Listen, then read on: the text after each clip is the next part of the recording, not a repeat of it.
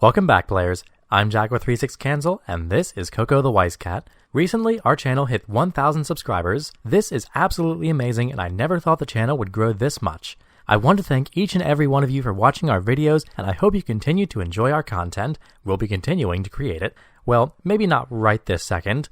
So as it turns out, right when I hit 1,000 subscribers and Springfest is kicking into high gear, the coronavirus came to fuck everything up. So one weekend I'm tearing up shop challenges and having a great time with my friends, and the next we have guidelines on which businesses can be open and which can't be. Most everyone in order to work from home, and those who can't, well, my condolences go out to you. I'm in the same boat. I'm seriously hoping we get our shit together to make sure no one loses their livelihood. Me, I work in healthcare, so instead of a 2-week vacation, it's all hands on deck. But I like to play Weiss to de-stress and have fun after work. And now all the game stores are closed and every doctor, politician, and douche canoe making Facebook posts about coronavirus is telling me to stay home. So I can't even play Weiss. Or can you? As it turns out, I can. Thanks to Tabletop Simulator and an upstanding gentleman going by the screen name Jahoni, we can play Weiss Force completely online. Let me show you how. I want to start by saying that I take no credit for the creation of any of these tools. This toolkit was produced by Jahoni, and I sincerely thank them for all their work. A link to their Steam workshop and the kit we're going to be using will be in the description. But first, we'll need two things. First, you'll need a game called Tabletop Simulator, which is available on Steam. It's $20 for the base game, but it goes on sale all the time. And it's a super useful program, not just for Weiss, but all sorts of games. Basically, you play board games by interacting with game objects in a virtual environment using your mouse and hotkeys. And you can play by yourself or with your friends. You can play a ton of board games using TTS, like chess, checkers, Settlers of Catan, and even Dungeons & Dragons. I've used it for D&D before, and it was super cool. So I'd really recommend this game even if you're not using it to play Weiss. And second, you'll need some card images. To play, you'll need to create a deck. And to make a deck, you'll need to use some raw images of the cards you'll be using. Personally, I've set up folders like this with card images divided by set with a bunch of playable cards in each. Bushiroad's English Weiss website has a card database with everything you could possibly want, but you can also use card vendor websites for higher resolution images. Personally, I'm using images from JKTCG, the same website I do a ton of my pre-orders with and whom I regularly buy singles from.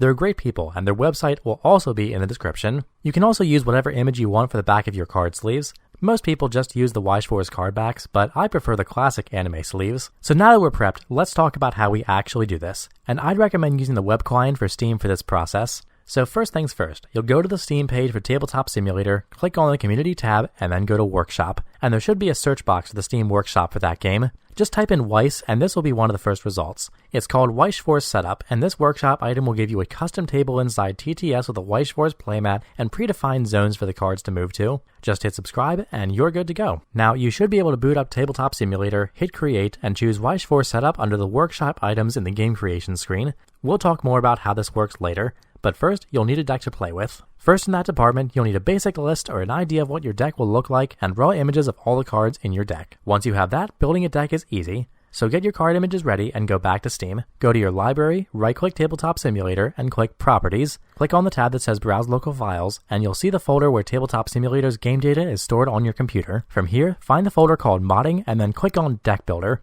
There's an application in this folder to build your decks. Go ahead and launch that. This box will come up, and you'll click on File and choose New Deck. A box will come up indicating the height and width of your deck. A Weiss deck has 50 cards, so go ahead and set the width to 10 and the height to 5. Now, you'll see a big gray box, and that's fine. Just take one of your card images in that handy folder you made, drag it over the window, and boom, you'll see 50 card slots. Once you start adding cards to your deck, you can drag and drop them and move them around, or press the delete key when a card is selected to remove it from the deck. I'm making a mono blue Goblin Slayer deck, so I'm going to build that here. One quick note, if your images downloaded for Climax cards are horizontal, they'll need to be vertical like every other card. Just right-click them in your folder and choose Rotate until they're facing the right way. The order you put the cards in doesn't matter, as you'll be shuffling your deck before play. Once you're done with that, you'll want to do two things. First, save your deck. This will let you edit it later. And then export your deck. This will let you use it in TTS. Okay, now that you've got your deck, let's go back to TTS. By the way, if you're not familiar with the program, I'd recommend playing the tutorial. It takes about 2 minutes and it teaches you the basics about interacting with game objects. So when you're ready, let's go back into the Weiss Force table and get started. So create a single player game and choose the Weiss Force setup under the Workshop menu. You'll load into a game with a square table and 2 Weiss playmats. That's great, but first we need a deck to play with. So in your menu here at the top of the screen, click on Objects, click on Cards, and then choose Custom Deck. You'll be greeted by this menu with places to load images. First, in the top box, search for whatever you named your deck when you exported it from the Deck Builder tool. This is your 50 card image that the game will use for the front of your cards. Then for the back, choose whatever image you want the back of your cards to be. You'll be prompted to upload both of these images to the cloud so the TTS can save them and show them to players that join your games later on. So go ahead and do that. Then, down in the sliders, adjust your deck width to 10 and its height to 5, just like in the Deck Builder, and then set the deck size to 50. Finally, check the box that says Hidden Backs. TTS uses the final card face in your Deck Builder image as your card back when the cards are hidden from your opponents.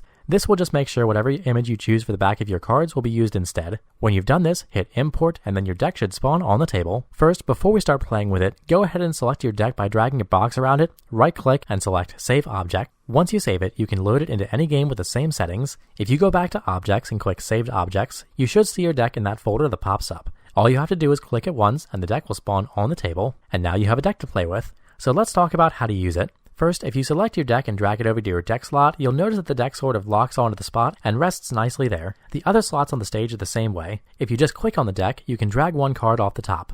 Dragging the card to any of the slots on the stage will lock it in place just like any other designated zone. It's almost like small magnets. So now that we've got a deck to play with and we know how to utilize the stage, let's talk about how to maneuver around. First, you'll want to assign yourself a color. Click on your Steam name at the top right corner and assign yourself a color so the game recognizes you as an active player. Later, if you create a game room for yourself and an opponent to play in, you'll need to right-click and promote your opponent so they can spawn in their own deck. So you've got your deck in the correct spot and you're all ready to play. Here are some basics on how to control your cards. First, some useful hotkeys. Hovering your mouse over a group of cards, namely your deck, and pressing R, shuffles them. Doing the same thing and then pressing any number on the keyboard will draw that many cards from the deck. Again, by hovering over them and pressing F, you can flip the card to either side. And when a group of cards are on the stage, you can rotate them left and right with Q and E. Pressing the Alt key when you're mousing over a card will give you a better view of it that you can zoom in and out on. And by dragging and selecting a group of cards and pressing G, they'll all group together. Those are the primary ones you'll likely use while playing Weiss Schwarz, so let's talk about moving cards around. Clicking and holding will select a whole group of cards, whatever they may be. Clicking and dragging will move one card off the top of whatever pile it's on, or just move it on its own. You can grab cards from your deck and waiting room by right-clicking all respective card piles and choosing Search, and then dragging the card you want to your hand. Remember to show your opponent what card you're taking when you have to. Now, when placing cards in your clock, they'll stack just like damage on the game board if you place them like you would normally, but your stock only stacks in place. You can actually add some anchor points using the existing tools in TTS so that the stock behaves more like it would in the real game, but honestly, it doesn't look too amazing, and if you can figure that out and save the setup so it works fine for you next time, you probably don't need this tutorial. Not to worry though, you can mouse over to see how many cards you have in stock at any time, and the same goes for your opponent. And finally, behind the zone for your hand, there's a zone for scrying. You can drag cards from the top of your library here without adding them to your hand, and they'll be hidden from your opponent until you do something else with them. And those are the basics. But just to get a handle on it, let's run through a basic turn. So to start the game, I've assigned myself a color, spawned in my deck, and I'm ready to play. I'm going to draw my opening hand, so I'll mouse over my deck, shuffle it a few times by pressing R, and then press 5 to draw 5 cards. I'll discard a few by dragging them over to my waiting room, and of course, draw back up to 5. Then at the start of my turn, I'll mouse over and press 1 to draw 1. I think I'll clock this card, so I'll drag that to my clock and then hover over my deck and press 2 to draw 2 cards. I'll play this level 0 to my stage and enter my attack phase. I'll make an attack with this character and press Q to rotate her to the left so she's rested. I'll trigger just by dragging a card from the top of my deck over to the game board and pressing F to flip it over and see my trigger. Once I know what it is, I'll press F again to flip it over and move it to my stock. And if I'm taking damage, I usually just flip the cards somewhere with open space and then move them to the clock or the waiting room. And that's some basic game flow. A few quick tips before we close out. First, when you're leveling up, you can select the bottom card of your clock and move the whole stack to your waiting room by grabbing it and letting go over the left edge of your waiting room. If your waiting room has 2 or less cards in it, this won't work and you might have to stack them yourself. And when you're choosing a card to level up with, I just take all the cards on top of it, bin them, and then move that one to your level zone and then do the rest. That's really the easiest way to do it. Also, if you make a bad move like drawing too many cards or really messing up the table, TTS has a rewind function. It'll revert the game state back to how it was just a few moves ago. And finally, if your cards aren't rotating at 90-degree angles, make sure your rotate setting at the top is set up to 90 so you can rotate cards with one keystroke. Alright, and that's how you do it, folks. Playing Weiss Online is a really great way to get your anime card game fix while still maintaining social distancing during this corona outbreak. And if you're watching this after the pandemic passes over, hey, I'm glad society survived this shit show.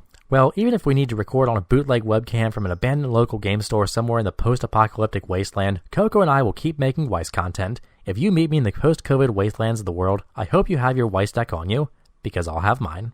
And as always, thanks for watching. Peace.